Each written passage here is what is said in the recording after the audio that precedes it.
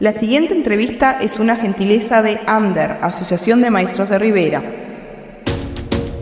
Desde 1944, la Asociación de Maestros de Rivera marcha a paso firme, sentando precedentes de lucha responsable y generando conciencia cívica entre el colectivo docente y la sociedad. Muy bien, amigos, y como les dije antes de la pausa, que ya íbamos a estar en contacto, o mejor dicho, con la presencia aquí en estudios de la diputada comunista Micaela Melgar, a quien le damos las buenas noches. ¿Cómo está, Micaela? Buenas noches. Un gusto estar por acá. Un poquito más cerca el micrófono, si podés, Micaela. ¿Cómo no? ¿Ahí? Ahí está, perfecto. Bárbaro. Entonces. Bueno, ya venís prácticamente emprendiendo casi el retorno a la capital del país.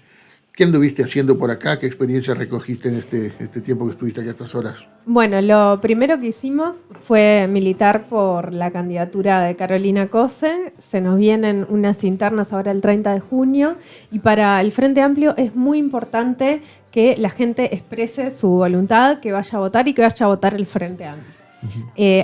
Nosotros como Frente Amplio tenemos un objetivo bastante grande que tiene que ver con llegar a los 400.000 votos. Veremos hasta dónde lo logramos, pero ese fue el objetivo que nos pusimos como partido político. Muy importante, un pero desafío muy grande, ¿no? Sí. En las últimas elecciones, ¿cuánto fue? Creo, no sé si llegó a 300. No, Ni a 200 creo, pero fue muy exiguo. Pero creemos que el Frente está en otro lugar que lo que estaba antes, porque pasamos por un proceso de autocrítica, porque el Frente Amplio hoy tiene una dirección política muy consolidada, de la mano de la mesa política, del secretariado y del propio presidente, y porque todos los sectores y todos los comités de base vienen trabajando muy fuerte con el objetivo de que el Frente tenga una muy buena votación. Lo que pasó también en estos últimos tiempos es que se abrieron un montón de comités de base. También el Frente se puso un objetivo en su plan político, que era abrir 500 comités de base, y estuvo trabajando en ese sentido todo el año. También tuvimos un proceso que se llamó el Frente Escucha, donde recorrimos todas las localidades del país, tanto la dirección política como compañeros y compañeras de los sectores y las bases. O sea, venimos de un proceso de mucho fortalecimiento del FA. Y aparte de eso, lo está demostrando las encuestas que dan el Frente Amplio como el posible próximo partido que gobierne el Uruguay. Entonces, en ese sentido es que creemos que es muy importante que la ciudadanía se exprese, porque seguramente se define quién va a ser el presidente o la presidenta de todos los uruguayos en esta interna.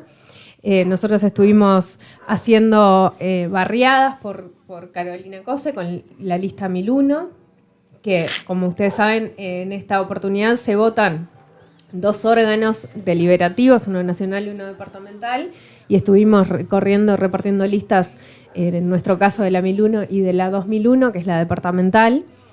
Y también tuvimos un intercambio que fue muy interesante ayer con un montón de mujeres sobre las modificaciones de la ley de violencia basada en género que planteó este gobierno. Qué tema. Y qué momento para verlo, tirarlo sobre la mesa, Exacto, ¿no? sí. Muy significativo el momento que eligió el presidente de la República como para ponerlo sobre la mesa. ¿Qué análisis hicieron justamente sobre ese tema en este encuentro? Bueno, sobre el momento es algo que nos tienen un poco, este gobierno nos tiene un poco acostumbrados, que es tratar algunos temas muy importantes en momentos donde la atención está puesta en otras cosas, ¿no? En ese momento estábamos a nivel parlamentario discutiendo la ley de medios, y básicamente lo que pasó es que aparentemente se logró ciertos acuerdos en el marco de la votación de la ley de medios que implicaron mandar este proyecto de ley al Parlamento, ¿no? O sea, como una moneda de cambio para conseguir los votos. Eso es una de las hipótesis. Porque no fue un proceso, el de la modificación de la ley 19.580, participativo, que uno supiera que se iba a generar una iniciativa en este sentido. Y de hecho había 2 proyectos de ley de modificación, uno de Manini y uno del Partido Colorado, ingresados ya a nivel parlamentario. Lo que hizo el presidente fue, dar el absoluto respaldo a esos proyectos de ley, tanto el de Subía como el de Manini, y consolidarlos en uno solo, que es del gobierno. Y ya sabemos lo que pasa cuando el presidente Cuando se hacen acuerdos políticos y es que las cosas salen, ¿no? Pasó con la reforma de la seguridad social y pasó con las votaciones de presupuesto, que más allá de hacer algún escándalo mediático, después toda la bancada del gobierno vota los proyectos de ley que propone el gobierno, ¿no? En este caso, aparte, tienen acuerdos. Lo digo porque a veces nos generamos algunas expectativas sobre declaraciones de personas de la derecha y en general, en realidad, luego votan lo que se ha mandatado. Sí, creo que eso que vos decís es clarísimo, porque cuando uno escucha los medios, ve los medios y ve las declaraciones de algunos actores, llámese de Cabildo Abierto, llámese del Partido Colorado, uno tiene el derecho de generarse esas expectativas, como tú bien decías. Sí, pero no porque pasa. aunque sea, bueno, mirá, una mínima parte de tal sector aparentemente estaría en desacuerdo con tal cosa, pero no, llega el momento y los votos están. Pero además de esa posibilidad que tú decías, que esta modificación a la ley de género haya surgido como complemento de la otra ley, está el hecho también del momento que surge como... Es una estrategia. Cuando hay algún escándalo que toca muy fuertemente al gobierno, inmediatamente sale algo de adentro de algún cajón que lo tenían guardado desde hacía muchos meses, como para tratar de que, bueno, de esto no se hable más o se hable lo menos posible. Y pasa a ser ese el centro de la atención. Sí. Esta modificación lo que tiene en realidad, hablando de escándalos del gobierno, es algunos artículos que beneficiarían directamente, por ejemplo, a Penades, que hoy está en prisión por delitos relacionados al abuso sexual de niños, niñas, desde, aparte, larga data. En el caso de la modificación, una de las cosas que se plantean es que se elimina la reparación patrimonial, o sea, que Penades, por ejemplo, lo pongo como ejemplo porque pasaría, si se aprueba la ley, que no tenga que pagar las reparaciones económicas a sus víctimas, por ejemplo. Y lo mismo sucedería con otro caso tan mencionado y tan polémico también y tan cercano al poder como es la Operación Océano. Y estamos hablando de muchísima plata, ¿no? Que se ahorrarían, en este caso, los agresores, si este proyecto de ley finalmente se modifica según lo que planteó la calle Pou. Entonces, sí, es también para generar, capaz que el feminismo se indigne con la modificación del proyecto de ley y no tanto con los casos de abuso y acoso que han surgido por parte de personas vinculadas al gobierno, pero también en este caso esta ley que propone la calle Pou explícitamente los ayuda a los agresores. Pero además de eso, Micaela, se ha utilizado por parte de los actores del gobierno o de la coalición gobernante un argumento como para avalar esta decisión, que es poner como ejemplo el caso de Yamandu Orsi. Sí. Pero no podían haber elegido un argumento peor que ese, porque esta actual ley, sin modificación ninguna, ha permitido que precisamente ese caso haya condenado a 2 personas. Sí. O sea que el argumento cae por su propio peso. Yo no logro entender, sinceramente, quisiera no entenderlo, y felizmente sí lo entiendo, porque tú lo has explicado con meridiana claridad. Tiende a beneficiar a personas que por sus vínculos con el poder han caído en desgracia, por así decirlo. ¿No? Sí, tal cual. Y uno de los argumentos que se plantea, que es este que vos decís, es el de las denuncias falsas. Como si existieran las denuncias falsas. Después uno se pregunta, bueno, ¿cuáles son los datos? ¿Cuál es el porcentaje de denuncias falsas presentadas? ¿Cuántas denuncias hay por simulación del delito? Porque hacer una denuncia falsa implica cometer un delito, que es justamente hacer una simulación de que algo delictivo pasó. Entonces deberían haber un montón de casos de investigaciones abiertas sobre simulación de delito. Y no las hay. Y no las hay. O sea, de hecho, a nivel mundial, en Uruguay no hay ningún estudio, no se hizo nunca, pero a nivel mundial sí hay presentados estudios donde las denuncias falsas por violencia basada en género son alrededor del 1%. Lo que pasa es que se confunde mucho con algunas otras cosas como escraches o problemas vinculares que no tienen nada que ver con las denuncias que se hacen en la justicia, que es de eso que estamos hablando. En el caso de la parte de denuncia, lo que se hace con la modificación es decirle a las personas que si no tienen pruebas fehacientes de lo que le pasa, no vayan a denunciar porque pueden ser demandadas civilmente. Que eso en realidad era una protección que se tenía para el caso de, no tanto las víctimas, sino más bien los equipos técnicos que rodean a las personas, a las mujeres víctimas de violencia basada en género. Bueno, ahora están todos, vamos a tener un montón de casos de gente demandado por hacer denuncias de violencia basada en género, que como sabemos, como hemos dicho, hay una denuncia de violencia basada en género cada 13 minutos en el Uruguay, ¿no? Entonces lo que se va a lograr con esto es que bajen la cantidad de denuncias de violencia basada en género, básicamente.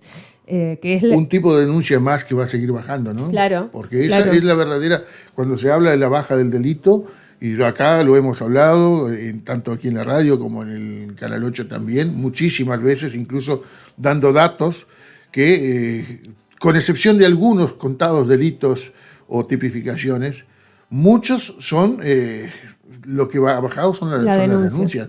En lo personal me ha pasado, sí. Dentro de mi familia, dentro de mis amigos más próximos ha pasado eso, que se les ha desalentado la posibilidad de hacer una denuncia. Y bueno, entonces después, obviamente, mirá, bajó la cantidad de delitos contra la propiedad. No bajó nada, que la gente se hartó de denunciar y que haya quedado en la nada. O de lo contrario, de llegar a una seccional policial y que no le quieran tomar la denuncia. Sí. O que le tomen la denuncia y la tipifiquen como otra cosa, como sucedió en Durazno, que quedó tan patentemente claro. Sí. O sea, son cuestiones que a uno le molestan, ¿no? Tiene el derecho de indignarse con estas cosas. Sí, el argumento eterno entre qué importa, en definitiva, si es el número de denuncias o efectivamente el índice de delitos más violentos, o sea, porque hay diferentes grados de medir la situación de seguridad, ¿no? Claro. Porque uno puede decir, bajaron el número de denuncias, ahí nosotros tenemos todo el argumento de, sí, antes parabas a un policía, a un patrullero y te tomaban una denuncia en la tablet de igual forma que si fueras a una seccional, o sea, podías hacer eso. Obviamente que la facilidad para hacer denuncias estabas muy promovida. También nosotros teníamos en el gobierno del Frente en las comisarías pasantes que eran chiquilines que estaban estudiando, que lo que hacía era facilitar la forma de tomar la denuncia, por ejemplo, en las comisarías. O sea, estaba pensado un sistema para promover las denuncias. Pero más allá de si son las denuncias o son los delitos, lo que se puede ver es el índice de inseguridad, o sea, el grado de inseguridad que se vive y el grado de violencia. Porque capaz que bajan las denuncias por esto que estamos diciendo, pero nunca se había visto en el Uruguay la cantidad de crímenes asociados al narcotráfico que están sucediendo, por ejemplo, con expresiones de violencia extrema como cuerpos torturados, cuerpos desmembrados, desapariciones, sicariatos diarios, ¿no? Que van y balean a una persona. En Rivera sabemos muy bien de eso. Exacto. Y con lo más preocupante que debería lograr que entre todos el sistema político tomemos ya algún tipo de medida, que es que ha crecido en el Uruguay los gurises baleados, o sea, chiquilines heridos por arma de fuego. Eso el Pereira Rosell ya lo denunció y es una realidad que creo que estamos viendo todo el tiempo en la prensa, que estaba con el chiquilín y recibió una balacera o por error lo balearon y bueno, esas situaciones es donde uno dice, bueno, ¿qué estamos viendo? Y qué podemos mejorar también, ¿no? Porque hasta dónde se nos va a naturalizar vivir así. Ese es el quid de la cuestión también, ¿no? ¿Qué vamos a hacer como para mejorarlo? Sí. En ese sentido quiero hacerte una consulta justamente, por más que las personas mencionadas no son de tu sector, sí son frente amplistas, Esta mañana pudimos escuchar expresiones del precandidato Ojeda, airadamente cuestionando que el Frente Amplio no tiene equipo o que el equipo que tiene es con las mismas personas que, según él, fracasaron. O sea, los herederos de Bonomi los denomina, o sea, Charles Carrera, Leal. Y se pregunta por qué estos no aceptan un debate. Yo hasta ahora no había escuchado que hubiera habido un ofrecimiento de debate. No sé si tú has tenido conocimiento. No, ofrecimiento de debate, en realidad creo que no tuvieron, pero lo que sí tuvimos fue diálogo por parte del Frente Amplio. Cuando fuimos gobierno, que integramos la mesa interpartidaria para hablar de seguridad, y después que estuvimos también trabajando con ellos en el inicio de sus planteos sobre seguridad, que de hecho participó Gustavo Leal en la mesa de trabajo. Hasta que nos pareció que no teníamos los acuerdos suficientes para seguir trabajando en ese sentido, porque eso también hay que decirlo.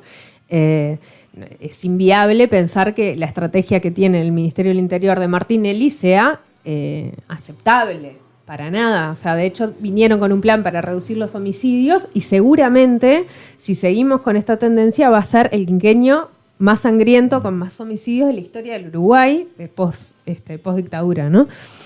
Entonces, hay cosas que están fallando. En el caso de la propuesta de Ojeda, él sabe bien que el gobierno del Frente Amplio, en términos de seguridad, mejoró las condiciones, por ejemplo, de los trabajadores de la policía, entre otras cosas.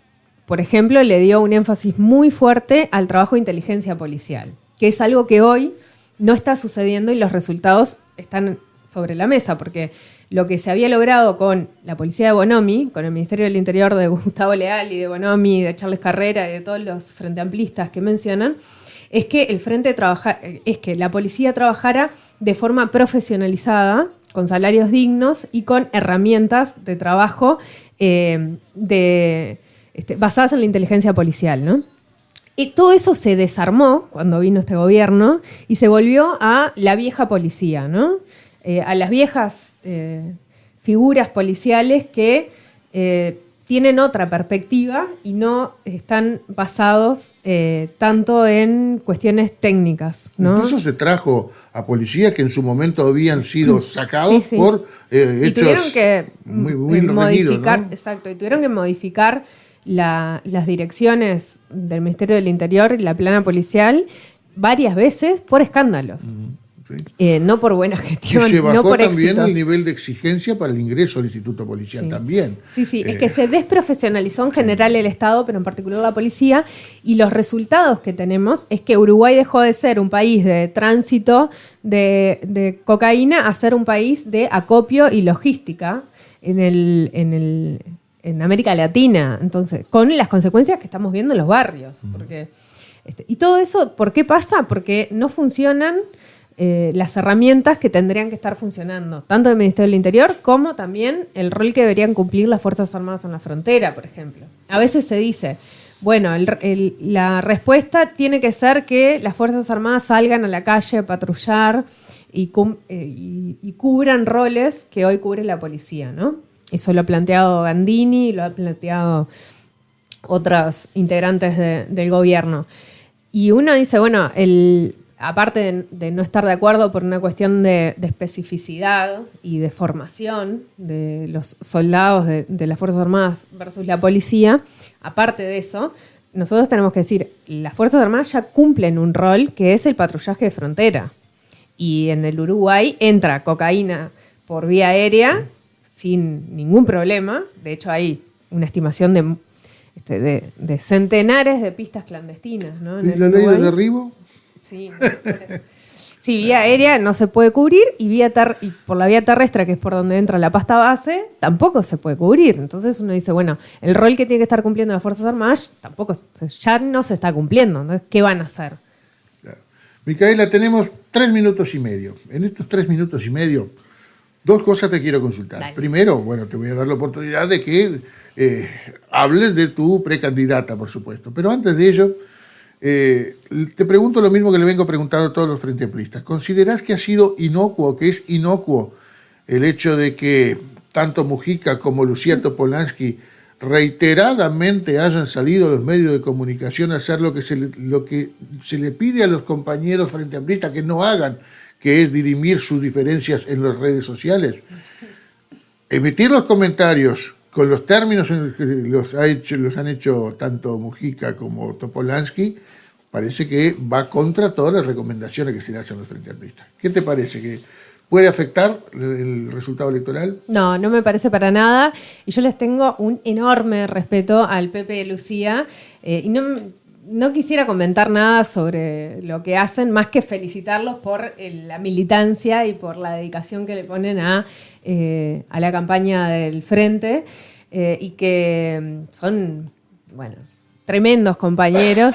Y comentar sobre comentarios, y menos sobre comentarios de Mujica, que básicamente es un genio para que se pongan temas sobre la mesa y se hable a nivel nacional sobre eso. Así que básicamente lo queremos mucho al Pepe y a Lucía, yo los quiero mucho, y les agradezco toda la militancia y toda la entrega. Eso es lo que tengo que decir sobre ellos. Sobre Carolina, nosotras, en primer lugar, creemos que es una oportunidad histórica para que el Uruguay tenga la primera presidenta electa. Es una mujer que viene de la gestión a nivel de ministerio, a nivel de empresa pública y a nivel de intendencia. O sea, es la mujer más preparada que hay hoy. O sea, es la candidata natural, digamos, ¿no? Es la mujer que tiene más experiencia en la gestión y en el conocimiento del Uruguay todo, porque ser ministra es ser ministra de todo el país, y ser presidenta ante él es ser la presidenta de la empresa pública más importante al día de hoy de todos los uruguayos y uruguayas.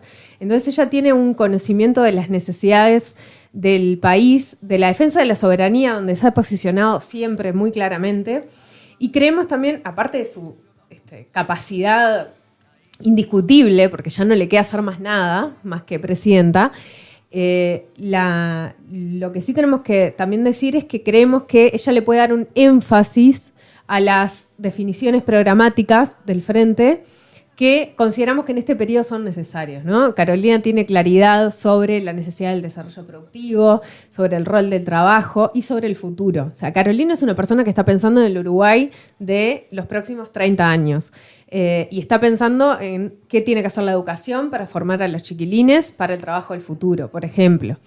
Y está pensando qué desarrollo necesita el Uruguay en términos de ciencia, tecnología e innovación para que el Uruguay se vuelva a posicionar en un lugar de innovación y destacado a nivel de América Latina. Es una mujer muy inteligente, muy capaz y también muy fuerte en la toma de decisiones. Y necesitamos eso para dirigir el Uruguay.